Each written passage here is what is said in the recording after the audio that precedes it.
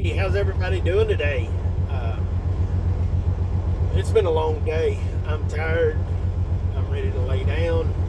Uh, Sorry about the sound. Whenever I'm in my truck doing these things, I don't have an external microphone, and I know it's kind of my truck is loud, and it's too hot to sit in here without the air running. So, but I'm going to talk today about getting discouraged. Because I know that's the thing that some people deal with, getting discouraged in different ways. But what we don't want to do, we don't want to get discouraged with the Christian life. We don't want to get discouraged, and it's a thing that happens, right? I mean, it can happen to all of us. It can happen to new Christians or people that's been in church and been a Christian for quite some time. We can all deal with discouragement, but what I want to just kind of reinforce today: don't give up. Don't give up. Don't quit running. Keep marching forward. You'll be fine. Because we've got a lot of examples. Not only are there people around us that we can look to, but man, we've got a lot of examples in God's Word of people that didn't get discouraged. I'll be honest, the first one that comes to my mind is look at the Apostle Andrew. The Apostle Andrew, he's not named in the Bible a whole lot. A lot of separate times, but the majority of the time that he is listed, he's taken somebody to Christ. Whenever the young lad took the fish and the loaves, took the fish and the bread to Jesus, whenever Jesus fed the 5,000, who took the lad to Christ? Andrew did. Andrew took him. What if Andrew would have been feeling, discouraged that day? Who took Peter? Who took Peter to Christ? Andrew did. Andrew did. Andrew took him. And then if you reading Fox's Book of Martyrs, Andrew, after the life that he had lived, at the end of his life, whenever they were marching him to his own cross, and I mean, he knows what's happening. He knows what's in front of him, what he's fixing to face. And here's Andrew, and what does he do on the way to the cross? They're going to crucify him for preaching the gospel, for preaching Christ, right? And what's he doing on the way to the cross? He's preaching. He's still preaching. Because he didn't get discouraged. He didn't give up. He knew what they was fixing to kill him for was worth dying for. It was worth giving everything he had for it. But it's worth living for, right? Because if we got Christ in us, then we've got life. I've got life. Now this old body, one day, this old body's gonna give it up, right? It can only stand so much. But my soul's gonna live on forever, somewhere, right? I know where my soul's gonna go, but I mean your soul, everybody's soul, right? Everybody's soul is gonna live on somewhere, one or two spots. It's either going to go to heaven or it's going to go to hell. There's only two choices. I know some of these new churches and new religion, if you want to call them that, new religions, if you want to call them that they'll tell you there's an array of options. There's not. I'm sorry, but God's word says there's two, and that's what I'm going to go with. But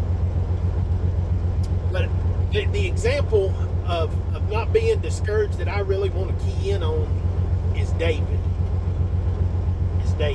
And I'm going to read just a couple of verses here in 1 Samuel chapter 17. And this is whenever David is now David's just a young boy. He's just a young boy. And he's fixing to walk out here and meet Goliath, which is just a mountain of a man. And he's a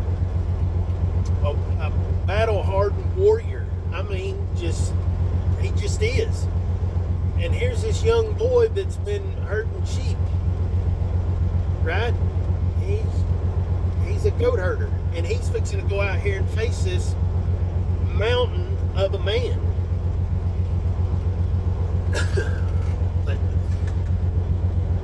but he didn't get discouraged.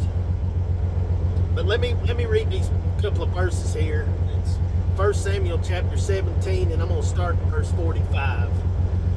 Then said David to the Philistine, Thou comest to me with a sword and with a spear and with a shield. But I come to thee in the name of the Lord of hosts. See, David knew who was backing his play. Before he ever walked out there, he knew who was backing him up. He knew who was coming with him. The God of the armies of Israel, whom thou hast defied. This day will the Lord deliver thee into mine hand, and I will smite thee and take thine head from thee, and I will give the carcasses of the host of the Philistines this day unto the fowls of the air, and to the wild beasts of the earth, that all the earth may know that there is a God in Israel. See, David didn't get discouraged. I'll be honest with you, I don't know that I would have walked out in front of Goliath with that much confidence with nothing but a slingshot and some rocks. Today. And here's David, and whenever I read this, whenever I read stuff in the Bible, I like to kind of make it, I like to play it out in my mind, because I like to imagine what it would have been like. And to me, whenever David walked out there, he was doing the Conor McGregor strut out there, just hissing at Goliath, at this mountain of a man, just hissing at him, telling him, good luck, but you finna lose, but good luck. That's amazing to me. But it's because he knew who was backing his play.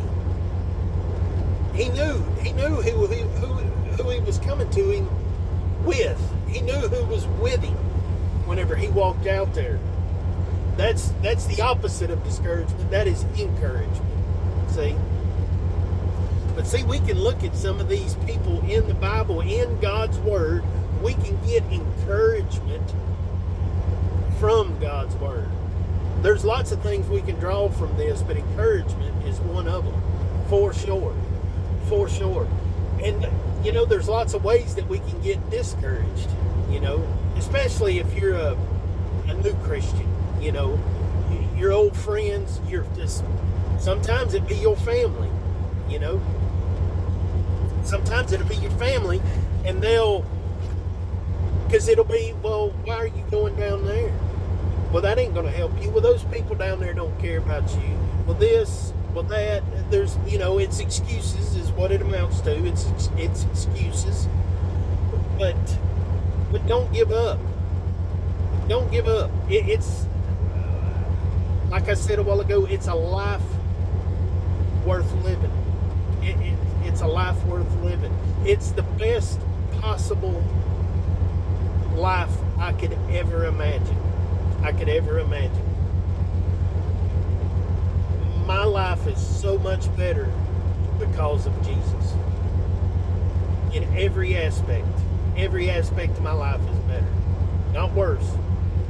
Not the same. It's better. It's better. Period. And just a little tip, whenever those people start putting them things in your ears, no person can define you as a human. No person can define you as a human. I've tried to teach my youngest boy this. Another man's words is not going to make you, another man's opinion of you is not going to make you who you are. Your only God is what's going to define you, right? Your choices is what's going to define you. Not another person's opinion, not another person's words. That doesn't define you. Your decisions in life, whenever Christ came looking for you and you decided that you were going to accept the greatest gift known to man, that defined you. That defined you. Not somebody telling you you don't need to go to church that people don't like. Yeah. That doesn't define you. Your decisions.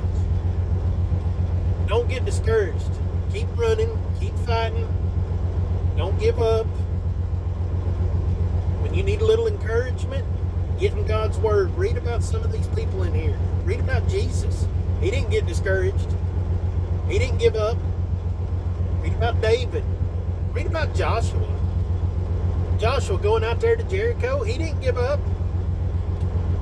He didn't get discouraged. He kept going. He kept going. If Joshua would have given up, where would we be without Rahab? Don't give up. Keep going. Thank y'all.